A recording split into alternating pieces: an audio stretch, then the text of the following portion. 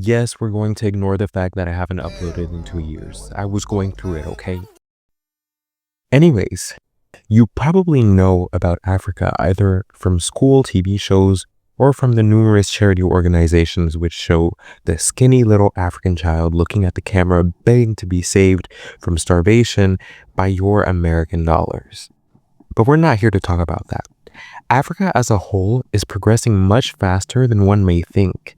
And while the progress varies by country, because Africa is a continent, not a country, it's still an impressive and attention-grabbing event that not many people seem to be aware of. Africa is projected to grow by 4.3% in 2025. It's the second fastest regional growth rate behind Asia, and it would probably be first if half the continent wasn't throwing hands with their ops. Countries like Cote d'Ivoire, Tanzania, Senegal, Benin, and Rwanda are amongst the fastest growing economies in the world. And those aren't just numbers. This progress is also being seen through the bettering of infrastructure and social services helping the citizens of these countries live better. Côte d'Ivoire is aiming to achieve 100% electricity coverage by 2025. The country is investing in both renewable and fossil energy sources, and if all goes according to plan, by 2030, 45% of Côte d'Ivoire's energy will be renewable energy. The renewable energy will be coming from solar power plants and biomass energy from palm oil residues, a great initiative for a region that loves consuming palm oil. And while Abidjan looks pretty, all of Côte d'Ivoire doesn't just limit itself to Abidjan. This is why the Ivorian government has also started implementing programs to improve access to education and healthcare, focusing on rural areas to reduce disparities and allow rural citizens to benefit from social services which would have otherwise only been available to people living in cities. In Tanzania, they've been quietly working on a handful of major infrastructure projects for the country. The $2.9 billion Julius Nyerere hydropower station, which is supposed to be completed this year, is supposed to help expand Tanzania's national grid and further their transition to more green energy. They've also been partnering up with China to bring the Tazara Railway back to life through the $1 billion Railway Rehabilitation Initiative. Once complete, this railway will boost regional trade connectivity as it connects Tanzania to Zambia by rail, allowing the more efficient flow of goods between the two countries. In Senegal's capital city, they've started rolling out buses for the beginning phases of the implementation of the Dakar Bus Rapid Transit, which will serve up to 300,000 people daily once fully deployed and will help alleviate traffic. The country has also started to create programs which will provide vocational training and employment opportunities for the youth, aiming to reduce unemployment rates throughout the country.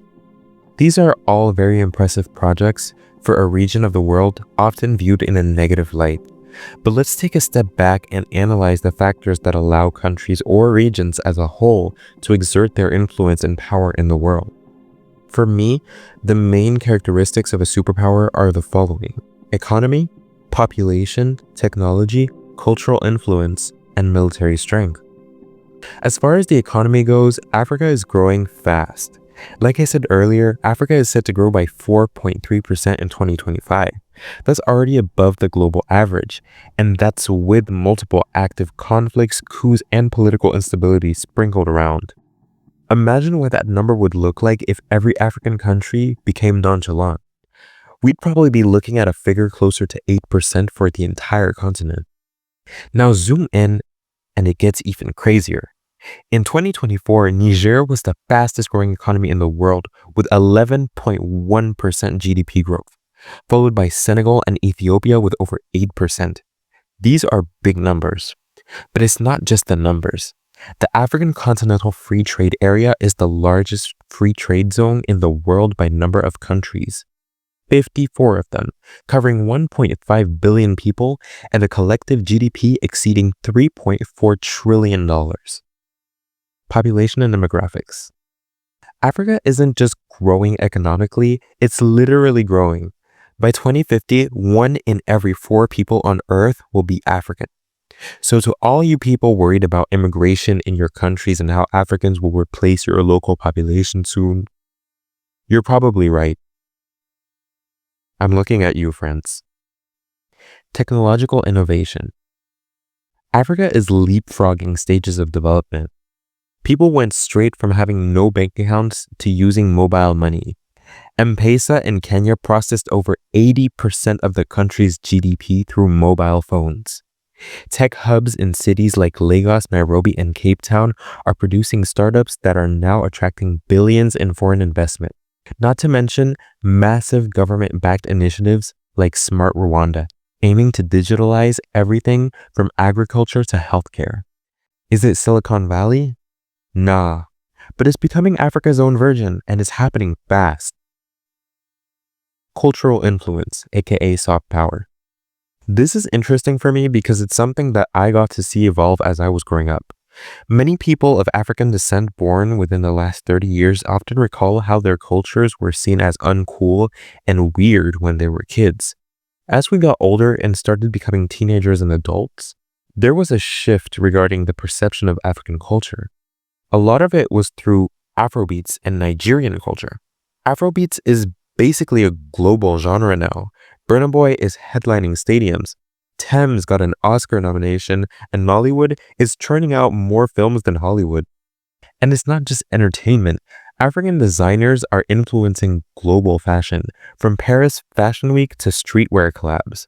The recent Met Gala had African superstars wearing outfits designed by Oswald Boateng, a Ghanaian designer. Even heritage is becoming a tool of diplomacy. Countries like Benin, my country, are reclaiming stolen artifacts and putting them on display at home. Military strength, aka hard power. To me, this is the category where Africa falls short. While many countries have been actively modernizing their militaries and sending peacekeeping forces to conflict zones around the world, in terms of numbers, I wouldn't say that it's anything crazy for now. Africa's total military spending is just over $52 billion, with $30 billion of that $52 billion being North African countries. These countries have been, however, showing their willingness to cooperate and improve.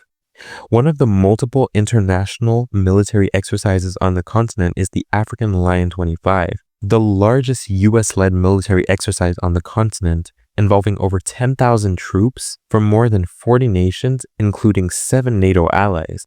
The exercise spanned across Tunisia, Ghana, Senegal, and Morocco, focusing on enhancing interoperability and readiness, something absolutely necessary in a region plagued by extremists. Africa is also becoming the arena for global military cooperation. The US, China, Russia, even Turkey, they're all doing training exercises and setting up bases. Everyone wants access to the natural everyone wants to be Africa's friend because Africa is cool now. Yeah. So anyways, is Africa a superpower yet? No. But it's building the blueprint, all while being courted by every major world power like it's prom season in this bitch. So while the rest of the world keeps sleeping on the continent, Africa's in the kitchen cooking. And when it's done, don't say I didn't warn you.